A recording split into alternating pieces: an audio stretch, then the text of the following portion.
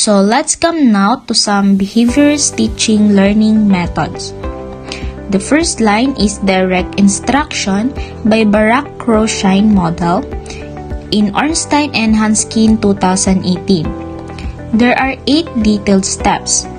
The first one is state learning objectives or outcomes. Begin lesson with a short statement of objectives or desired lesson learning outcome. As an educator, this will really helpful to start our discussion with a short orientation or preliminary for us and students identify what is the subject or lesson all about. Number 2, review. Introduce short review of previous or prerequisite learning. Reviewing gives students memories about the lesson yesterday or last meeting. These steps serve as a guide or continuous way to begin in a new lesson. Number 3, present new material. Present material in small, sequence manner, introducing all materials needed before the activity or specific activity. Number 4, explain. Give clear and detailed instructions and explanation. It is better to give instruction by point-to-point and very detailed instruction so that students will really understand. And number 5, practice. Provide active practice for all students. Practice will help students to enhance their skills and boost their confidence as students. Number 6, guide. Guide students during initial practice or provide seatwork activities. As instructor, we must and need to guide our students to always practice their skills and confidence. Number 7, check for understanding. Ask several questions, assist students' comprehension, and always ask students about their works, how activities affect themselves, because this will really helpful to both students and teachers to identify if they learn or not. Number 8, provide feedback. Provide systematic feedback and corrections. Do not afraid to correct your students by their mistakes. Correct them to make it perfect. Teach students learn from their mistakes. Number 9, assist performance.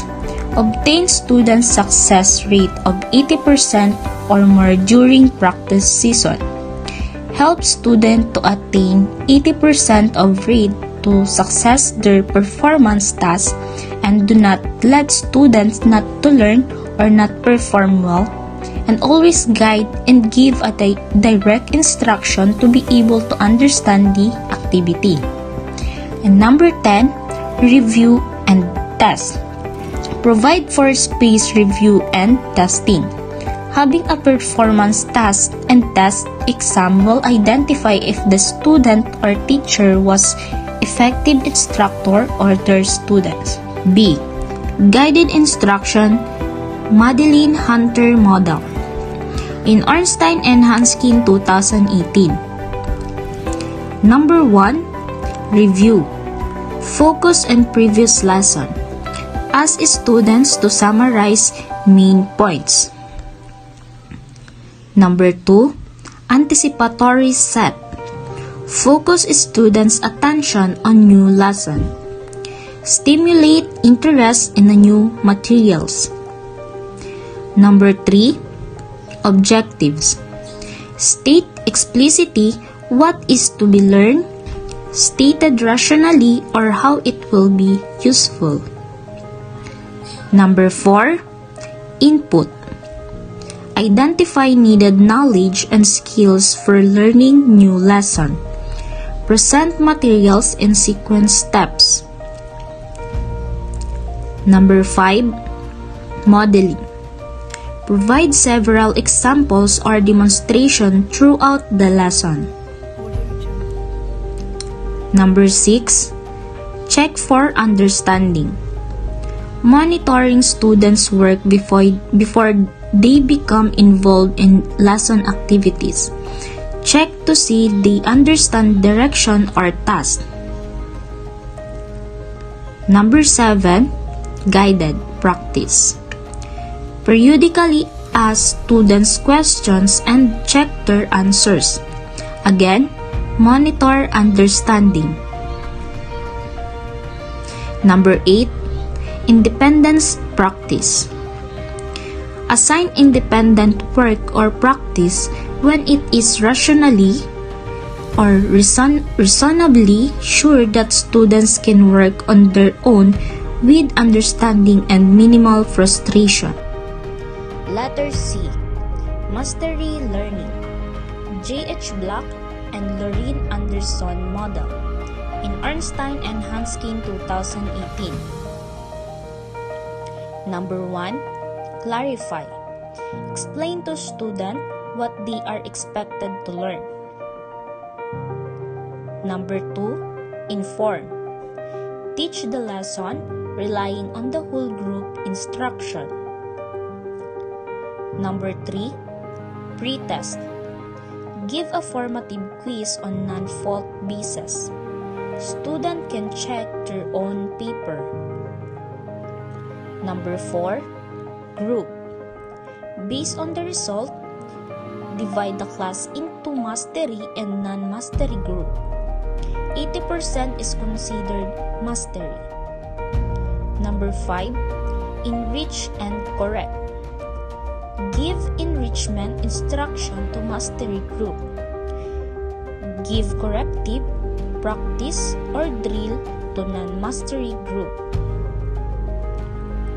Number 6. Monitor. Monitor students' progress. Vary amount of teacher time and support for each group based on group size and performance. Number 7. Post-test. Give a summary test for non-mastery group. Number 8. Assess performance.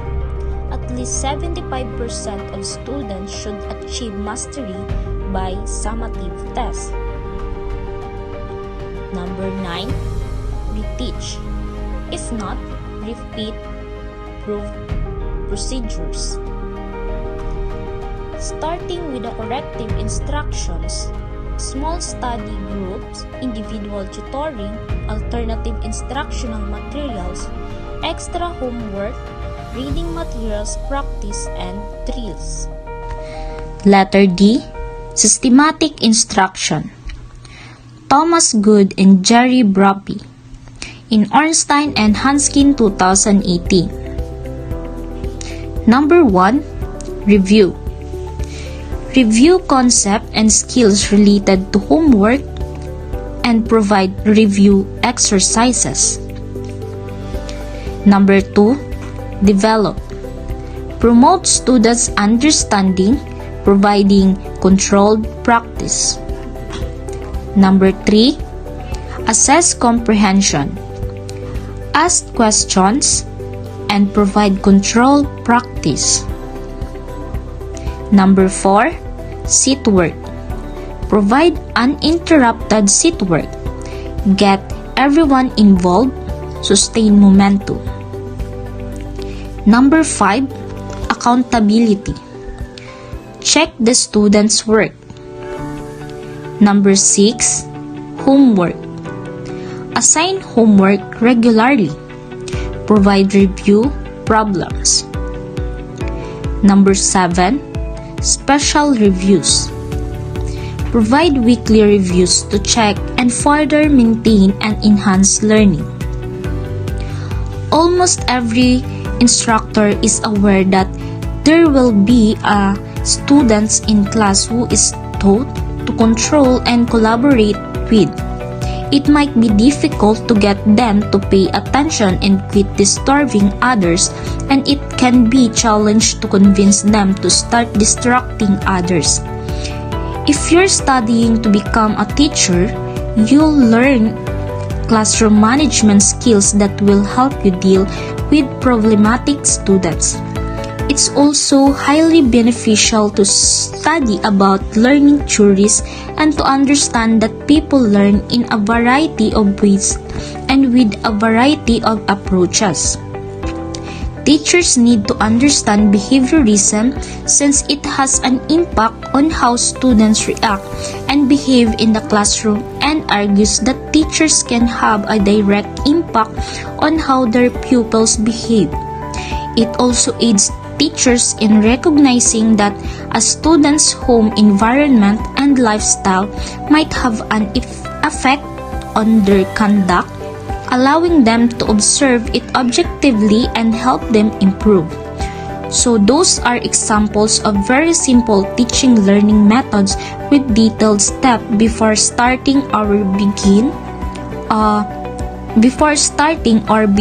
in teaching.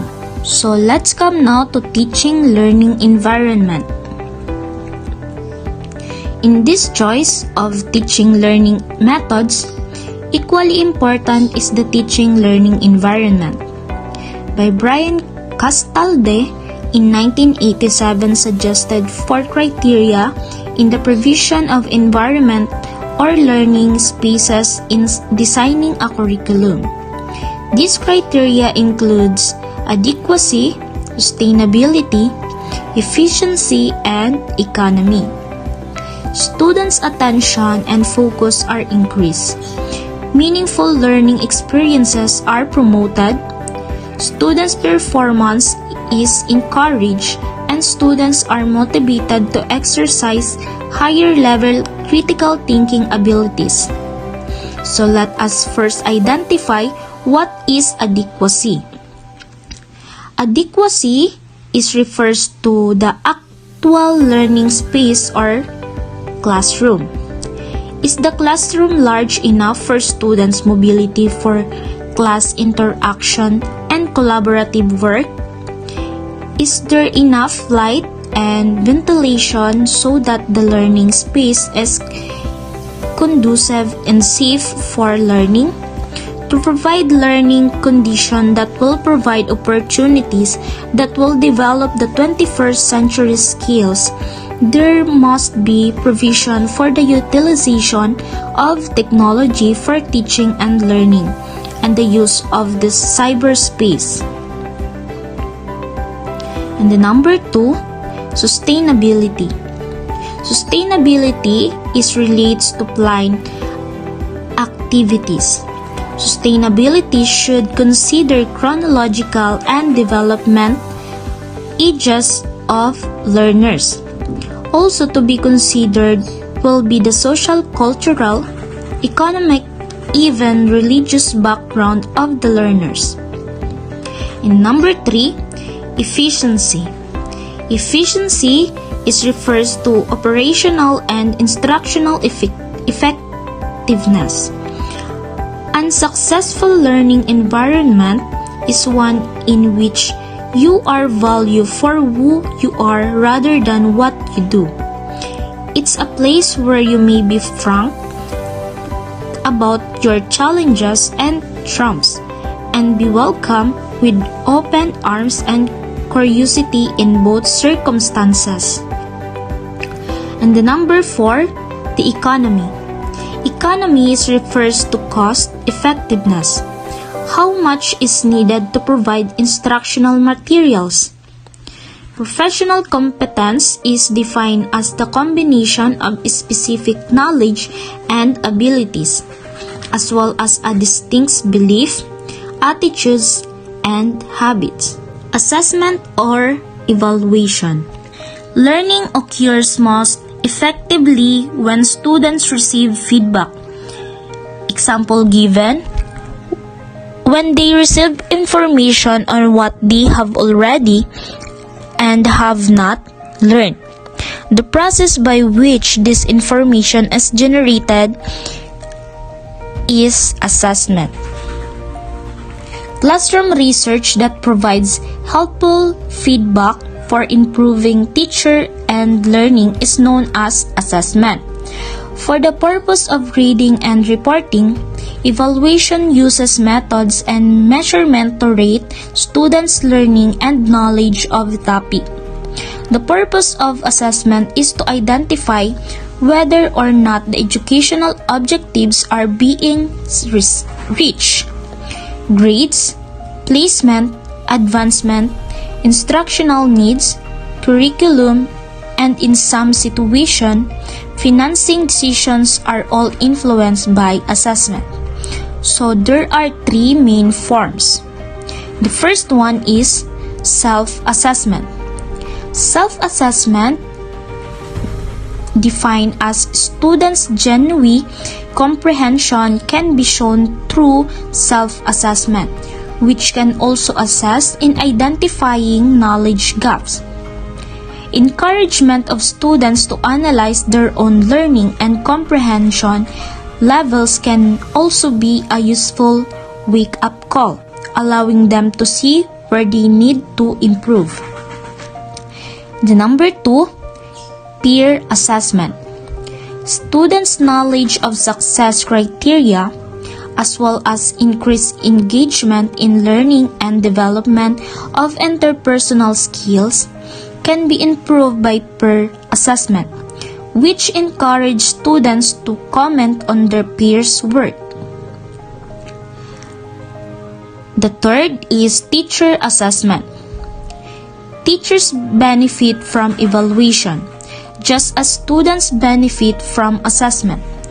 Teachers can discover if their lessons are beneficial by assessing them on a regular basis. Teachers can also use assessment to ensure that students are learning what they need to know in order to satisfy the course's learning goals.